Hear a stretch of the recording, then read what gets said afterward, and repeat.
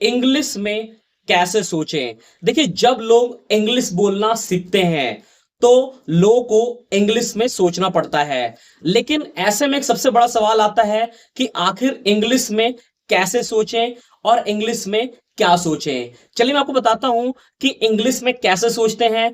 इसके लिए मैं आपको 3 स्टेप्स बताने जा रहा हूं जो कि बहुत जरूरी है। अगर आप इन तीनों स्टेप्स को फॉलो करेंगे तो आप इंग्लिश में सोच पाएंगे, और जब सोच लेंगे तो इंग्लिश में बोल भी पाएंगे। इससे आपकी इंग्लिश स्पीकिंग मजबूत हो जाएगी और इंग्लिश बोलना आपको आ जाएगा। चलिए देखते हैं पहला स्टेप क्या है।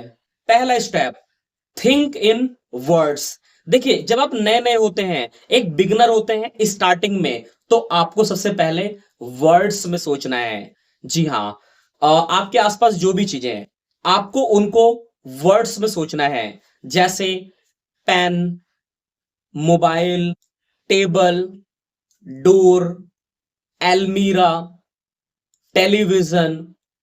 तो सबसे पहले ना आप वर्ड्स में सोचें। तो ये पहला स्टेप है।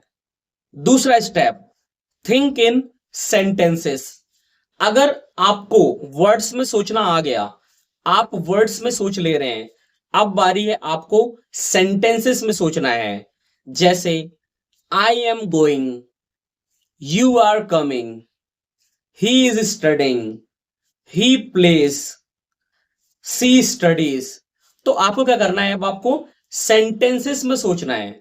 स्टार्टिंग में आप छोटे छोटे सेंटेंसेस से शुरुआत कर सकते हैं। तो ये था दूसरा स्टेप। तीसरा स्टेप है थिंक इन स्टोरी। आपको अगर वर्ड्स में सोचना आ गया, सेंटेंसेस में सोचना आ गया, और अब आपको स्टोरी में सोचना है, तो थिंक इन स्टोरी। स्टोरी में सोचो।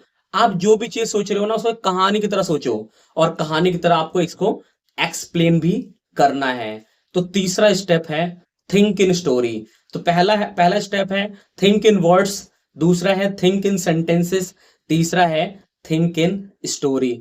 तो इस तरह से आप इंग्लिश बोलना सीख जाएंगे और इंग्लिश में आप आसानी से सोच पाएंगे। वीडियो कैसा लगा कमेंट करके बताना। अच्छा लगा हो तो लाइक कर देना, और इंग्लिश बोलना सीखना चाहते हैं तो चैनल को सब्सक्राइब कर देना। धन्यवाद।